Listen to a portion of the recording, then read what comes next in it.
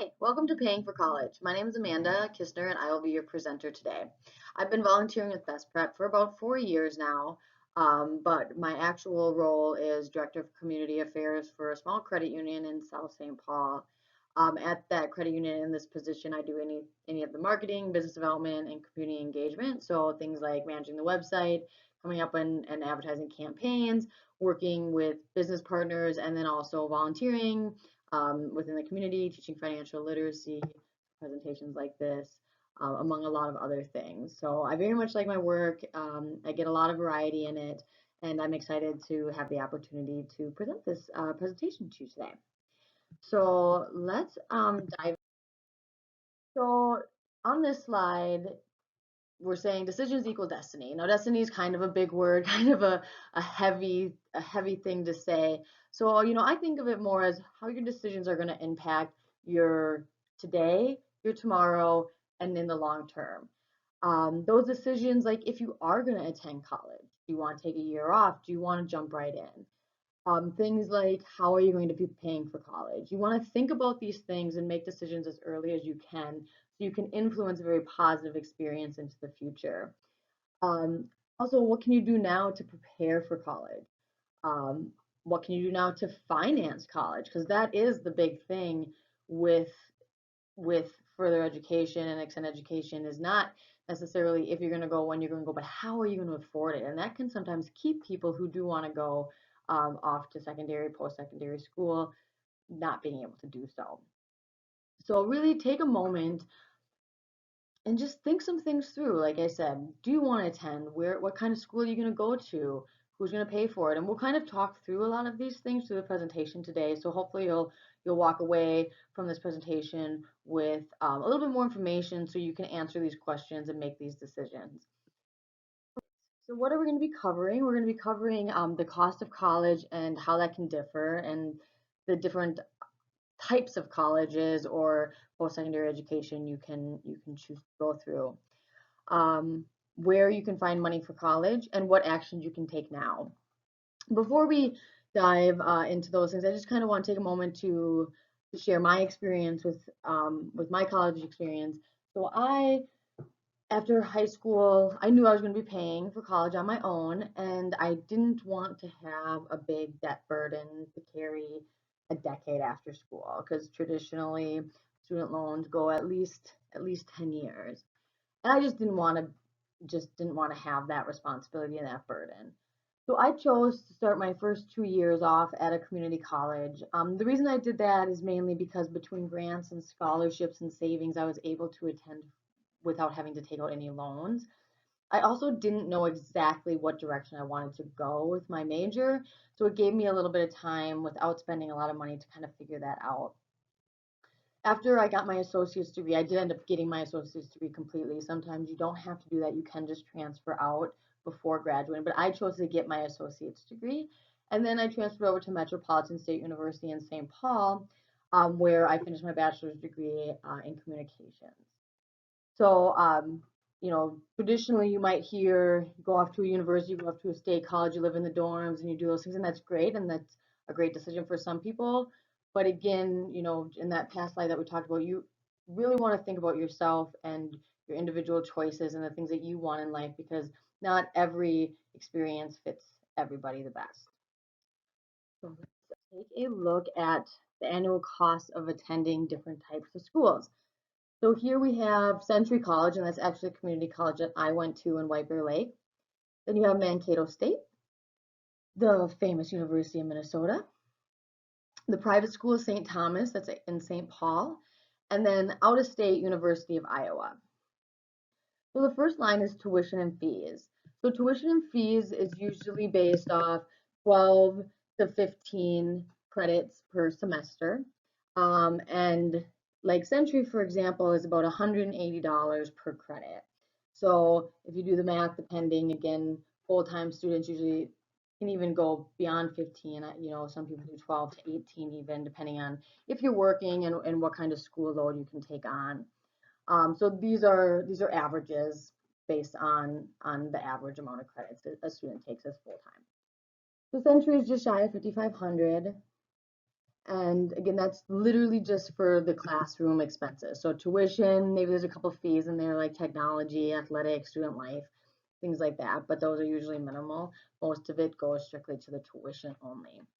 And so you can see Mankato State is slightly higher at 81. University of Minnesota is a lot higher, almost double at 14.4, and then St. Thomas and University of Iowa even much more expensive than that. Now, the University of Iowa, if you look comparatively to the U of M, is about twice the price, and that is because you're paying out of state tuition. Now, Iowa, Dakotas, Wisconsin, depending if you're from Minnesota, sometimes you can get reciprocity from these places, meaning because we're right next door neighbors, they'll allow you to pay in-state tuition, but you definitely want to do your homework and check that out ahead of time because it's not always the case. So now if you go to one of the coasts or go to the University of Texas or something, you're guaranteed to pay out of state tuition, which is much more expensive.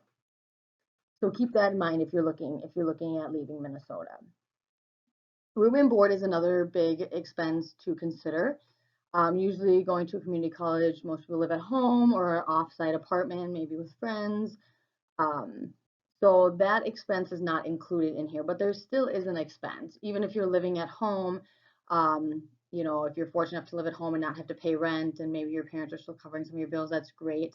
Some people aren't as fortunate and sometimes have to pay rent at home. So there's still a cost there that you want to consider, but it's not a formal expense, room and board, such as going to a traditional state or university. And so you can kind of see that room and board stays pretty even through the different options. Books and supplies, again, pretty stable depending on all the different choices of colleges. But obviously, some of the bigger universities, that expense can go higher just because maybe they use more expensive or more up-to-date editions of textbooks. Personal expenses, we always have some of those. Sometimes you're not working, so you have to cover those with a loan or some other kind of financial aid. But that can just be, toothpaste, groceries, all the just basic necessities and personal expenses. Transportation. Now, Century College, they put a higher transportation on here because you'll probably be commuting. Whereas if you're living on campus with the state and universities, you'll probably be able to walk or take public transportation a little bit easier. So you wouldn't necessarily need that car expense, though some students do still choose to have cars on campus. So that would be a personal decision. But for the sake of this information, they are making on-site room and board less expensive for transportation. So the total annual costs, as you can see, are very, very different um, per school. So obviously that community college is going to be your most affordable at 8,800. State college is quite quite more expensive, but still manageable compared to the other three options, and it just goes up from there. Now, as you can see, that University of Iowa, so if you're out of state, that can almost be as expensive as an in-state or private college tuition. So definitely take that into consideration if you have a couple options there. Let's see.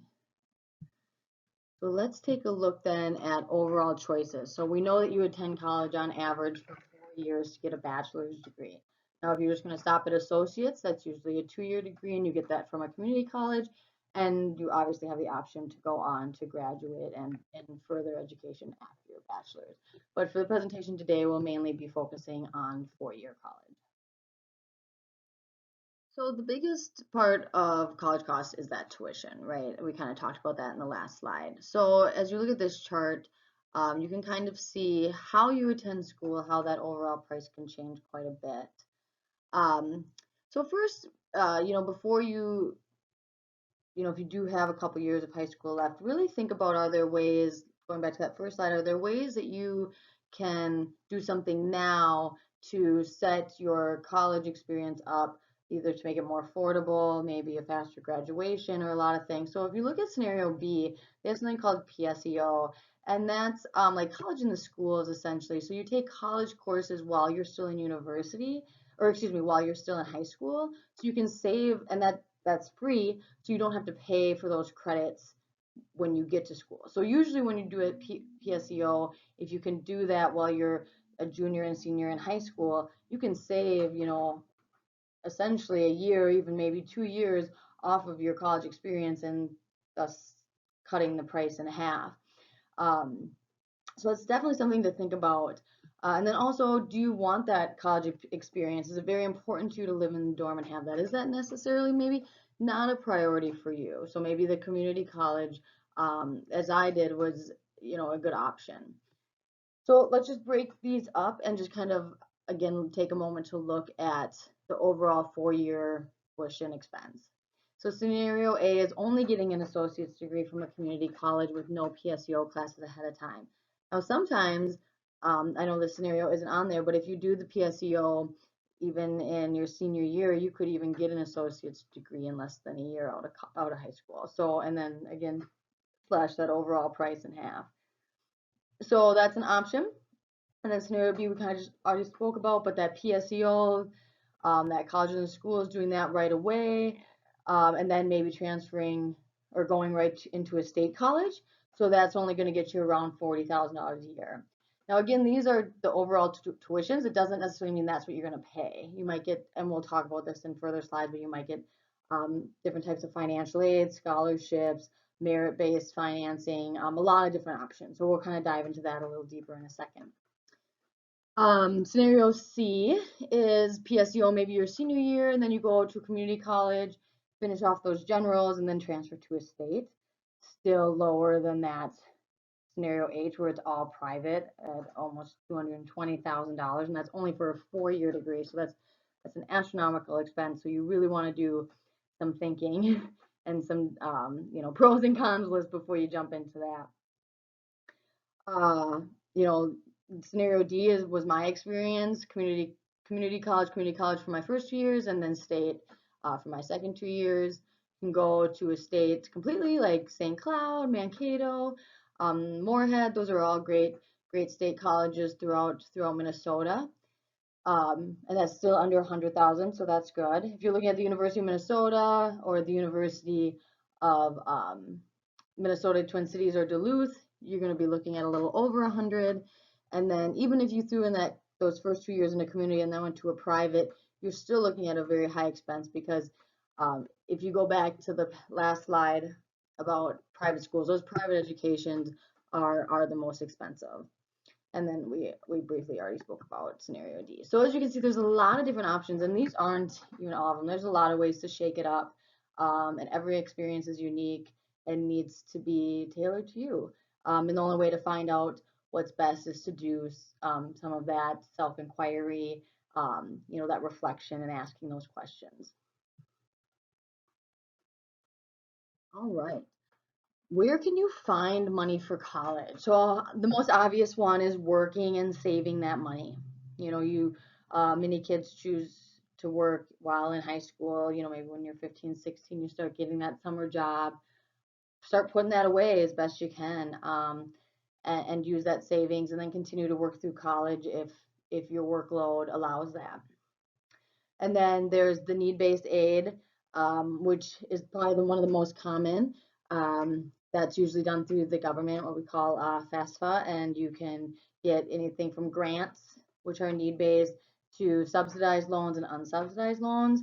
Subsidized loans means the interest is paid while you're in college, so doesn't compound. Unsubsidized mean that interest is compounding.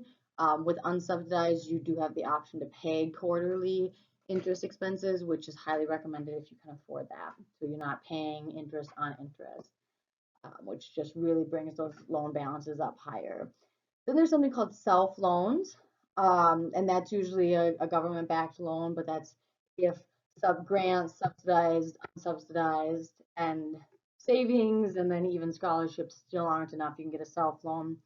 There's also the Parent Plus loan, which that's where your parents take money out for you, so that you would have to discuss with your folks. And so that's mainly the need-based financial aid and other resources. Then merit-based aid would maybe be strictly from the school.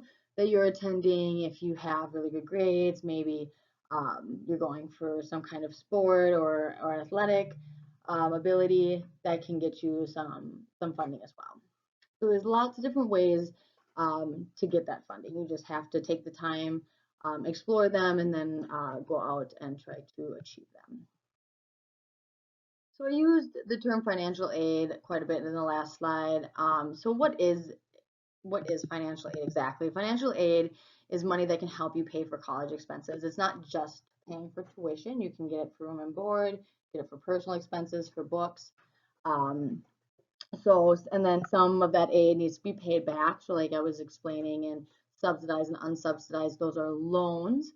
Grants do not have to be paid back, and those are need-based.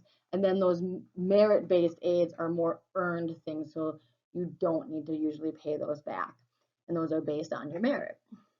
Getting financial aid can make it possible to go to the college that you want. So maybe you don't have a ton of money, but that doesn't mean that St. Thomas is out of the question for you. You might really be able to get a lot of that aid or scholarships that bring down the cost of that university, so you're able to attend. So kind of breaking that down, that need-based aid is the grants and the scholarships. So that's usually the first level of funding that you look for college. Money you don't have to pay back and money that doesn't come out of your pocket, right? Those are the best ways to pay for school.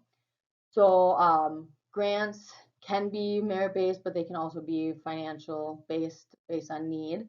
And then scholarships can be based on the things that you've done in school, what major career choice you're choosing, essays, um, a lot of different things. Even credit unions offer scholarships to credit union members. So that's another, so look everywhere.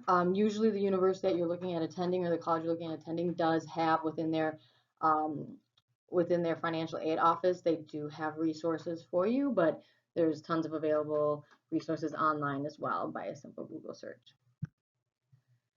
Work study is one that we haven't touched on quite yet. That is a great option for while you're in school. Work study is while you're going to school, while you're studying, you're also working for the university or maybe through a partnership. My work study, I worked for a nonprofit teaching English on the west side of St. Paul to immigrants. And so I got paid through my university to do that. And then I actually also got college credits. So every university has a slightly different program, so definitely look into it, see if it's an option, especially if you're not going to have a traditional job anyways. You might have a little bit of spare time here and there that you can take that on. And then the last option would be loans. Try to stay away from those the best you can. Again, try to work that grants, scholarships, work study, savings, general work, and then go into those student loans, because again, those student loans do have interest on them, so you'll be paying money to borrow that money. And again, usually student loans are amortized or have a term of about 10 years, and that can be a long time after you've just gone to school for 4 years to pay.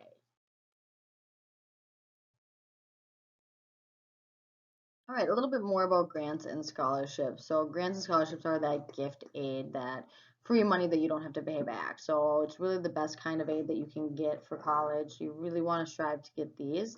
Most grants come from state or federal government, from the college itself, and occasionally some private sources. In order to get the free money, you do have to complete and fill out that FAFSA that will automatically qualify you for each school that you've applied for. We'll talk more about that program or that FAFSA application in a second, but you may need to then fill out separate applications for individual scholarships to certain colleges that you are applying, and then if you talk to your high school counselor, they might be able to offer some local scholarship applications as well. So these can be time consuming, but to devote a couple hours of writing an essay for a scholarship, the reward of that could be $1,000+ to go to school. It's a pretty good ROI on your time. All right, now let's take a look at work study. We kind of talked a little bit about that. But work study provides these part-time jobs for students, allowing them to earn money to help pay for their educational expenses. Now, from my experience, again, every university or every college can have their work study program vary slightly. So make sure you're familiar with the school you'll be attending. But again, if you don't have time to have a regular part-time job, work study usually tends to be more flexible and more school first type of approach. So it's definitely good for students. Work study encourages that community service. So as I mentioned, I taught English to immigrants at the neighborhood house on the west side for mine. It was a good experience, very personally rewarding for me as well. And then I was able to make a little extra money to help pay for that school expense. There's usually a limited number of hours that you can work and a limited amount of money that you can earn based on what the total work study awarded. So they set that money aside for you specifically. Your employer or your school's financial aid office will work with you to keep your schedule, uh, accommodating your classes and your study time. You will still need to apply for these jobs. You don't just automatically get them. So keep that in mind. It's also important to know that this will appear on your financial aid packet. So you won't automatically receive all the money at the beginning of the semester, but it would be included in that package. All right.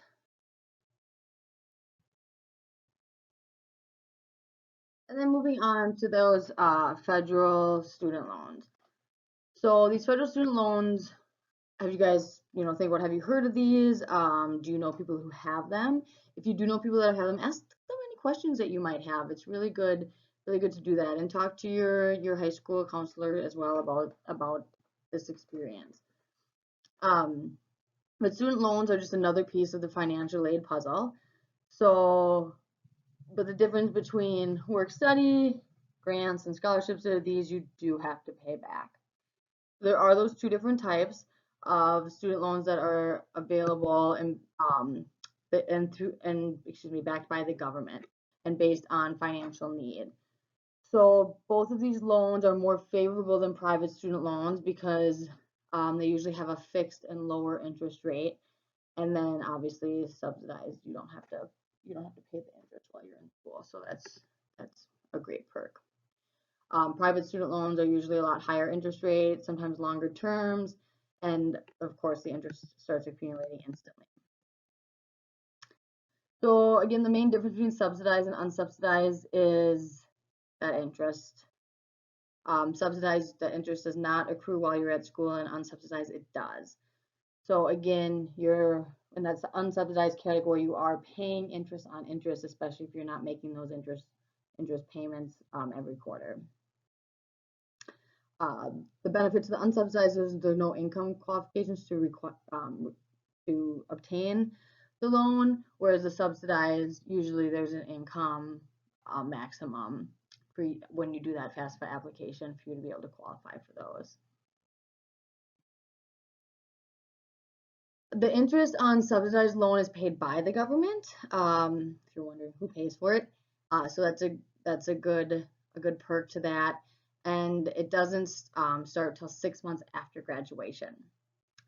Additionally, if you do end up having to defer or forbear those loans, that interest then usually goes to pay for the government. Now this can change, so definitely if you're out of college and you can't make your loan payments, talk to your loans servicing company to make sure that that interest on your subsidized loans is not going to be accruing. The interest on unsubsidized loans is not paid for by the government while you're in school or graduation, so or right after graduation. So that that interest is compounding right away, and also during the deferment and forbearance period, you would also be responsible for interest. If you go back to school, you can defer your loan payments until you're done. So let's say you go back to grad school, you can definitely do that, or let's say you're in the middle of your bachelor's and you choose to take a year off, but then you go back. you can put those back into deferral, and then those payments would start up again after 6 months of graduation. The last loan type on this slide is that Parent Plus loan. I briefly spoke about this, but this is the loan your parents take out. And it's usually approved for the full cost of admission of your school minus the financial aid. So if you did get scholarships, grants, work studies, or other student loans. So if for some reason you still have that gap, your parents can take this loan out and pay it for you. These loans, like the unsubsidized loans, do accrue interest right away, especially while you're in college. These loans usually have a higher interest rate than subsidized and unsubsidized federal loans. So keep that in mind. And then in addition, you and your parents must have a good credit history to be eligible for these loans. All right. And then your last option for financing, if you do still need it, would be private student loans. Private education loans can help bridge the gap between the cost of education and the amount the government allows you to borrow through those federal student loan programs. Private loans are offered through private lenders and are not part of your financial aid packet. So there's offered through banks and credit unions, and again, they usually have that higher interest rate. Their qualifications are based on your credit and may require a cosigner, especially if you're just coming out of high school and maybe don't have very strong credit quite yet. And then the interest rates are based on market terms, so they are going to be higher than federally mandated loans. And then repayment terms can be more restrictive as well, and there may be other fees in addition to that. So private loans should definitely be taken out sparingly and in absolute need, because they are a lot more costly in the end. I did personally have to take out a private student loan my senior year of college. I decided to spend a semester abroad in Cuernavaca, Mexico, and I didn't plan for that ahead of time when I did do my original financial aid packet. So I did take out a loan through Wells Fargo, and it cost me a lot more money than my federal loans did. So not that it's bad. I loved my J term in Mexico, and I would do it again. I would do it over again, but it's just definitely something to think about. So repaying those loans, don't forget those loans. They don't go away. You can't bankrupt out of them later on. They literally never go away. So you have to pay them back. No matter if it takes you 30 years to pay them back, you will have to pay them back eventually. So definitely keep that in mind when you're signing on that dotted line to take them out. Federal loans have a more flexible repayment plan than those private loans, so that's definitely a positive. They do have deferment options. So let's say you're not working right out of college, something happens, or let's say you're underemployed, so you're not necessarily working in a position that you expected with the pay you expected. You can do income-based repayment plans. You can do graduate repayment plans, which is every couple of years the payment goes up and up and up. Based on usually your income goes up. And then also you can just defer it all together, again, if you just cannot make the payment.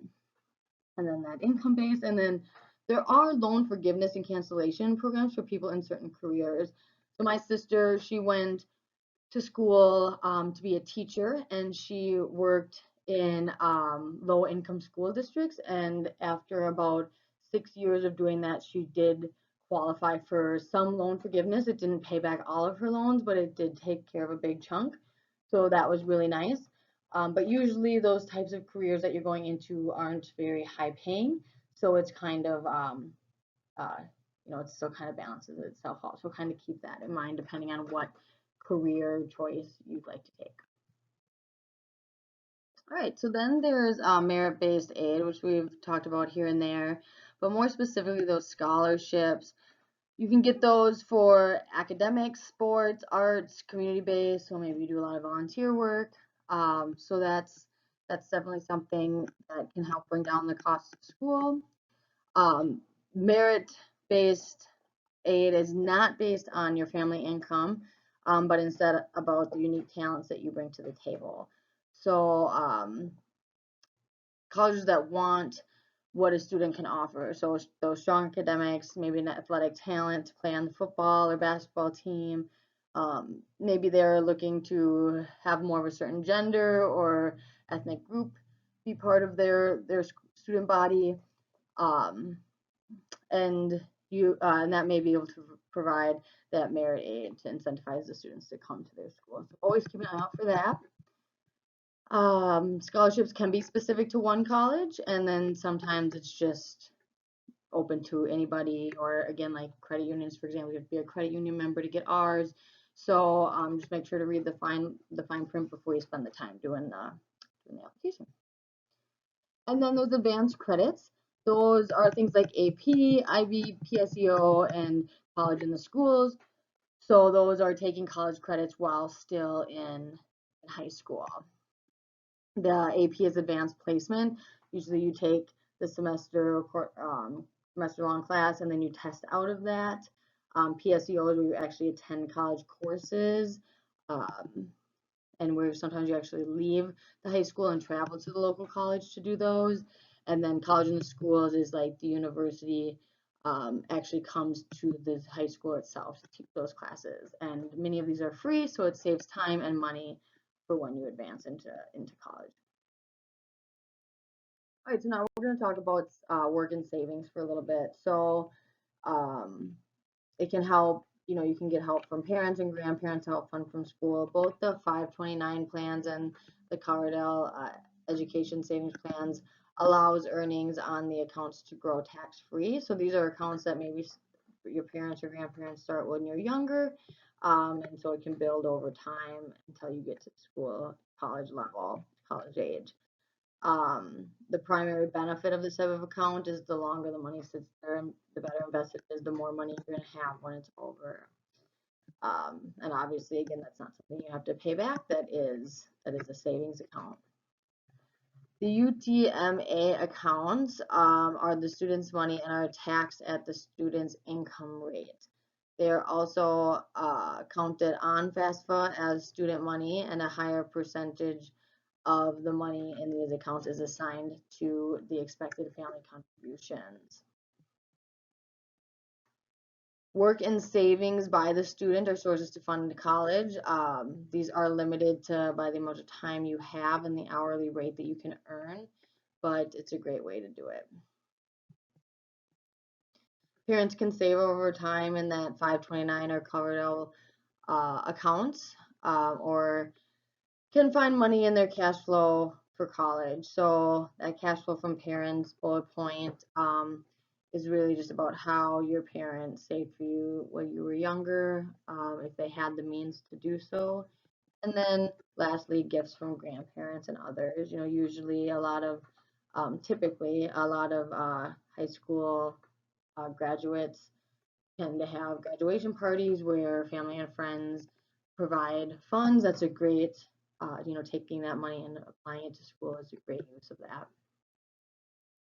And then there are those other miscellaneous and random sources, such as tax benefits on your state and federal tax incomes, federal education assistance for veterans, education assistance from employers.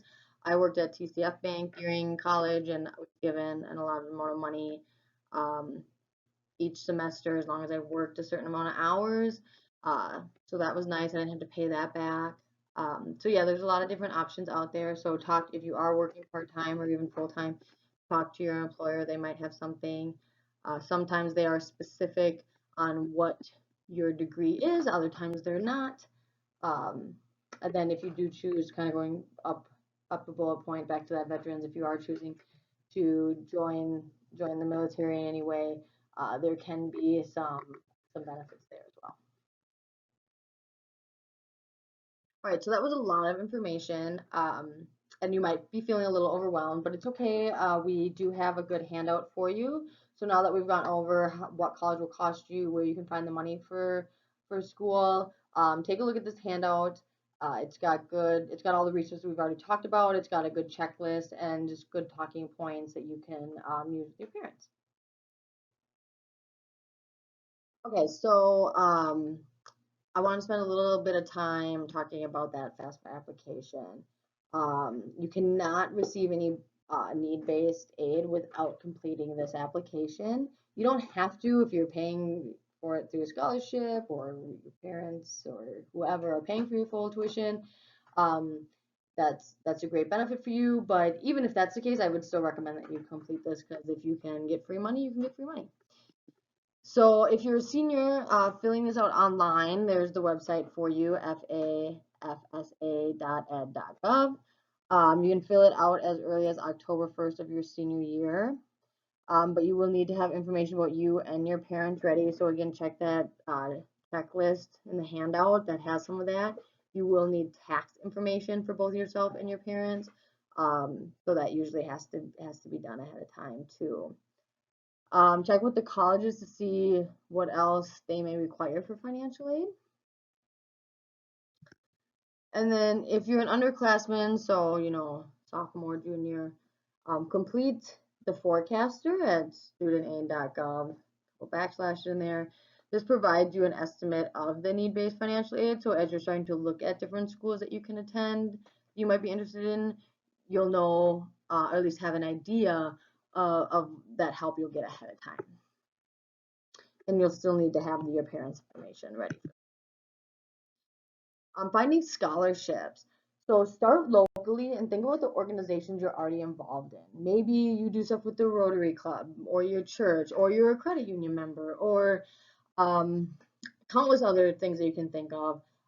Start there because if you have that personal connection, that's really gonna set you apart from the other applicants. um, Talk to your school or counseling office, whether it's your high school or the university or college you're going to be attending. Both will have resources for you. And then also check websites and just do internet searches. On that handout, there's also a list of scholarships that you can, or a list of resources that you can use to find scholarship.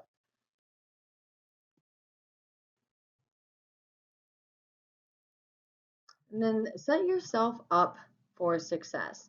Work hard in school and get good grades. That's really important for those merit-based financial aid, uh, especially in academics, and for scholarships. A lot of scholarships look at academic achievements. Take those advanced courses. If you can save yourself the time and money, do so now. Prepare for the ACTs or the SATs. You'll definitely need to take one or the other or both to get into most four-year colleges. Participate in extra curriculars. Those are really important to boost your resume for both getting into colleges and also financial aid and scholarships. And then get that volunteer work and experience. It's also about helping others. That really sets you apart and it helps build up build up your reputation as well. Lastly, talk to your family and make a plan. Remember, paying for college is very personal, and every decision that you make needs to be a personal one. Talk openly with your parents or guardians about what their expectations are, if they can help, if they're willing to help, and then be sure to plan for all different college paths because there isn't a right or wrong one, and there's lots of options out there. So that is all we have to cover today. Again, I know it was a lot. Feel free to rewind and rewatch. Email with any questions. You can reach out to BestPrep or myself. I'm Amanda at wakotafcu.org. Feel free to shoot me an email. And thank you for your time.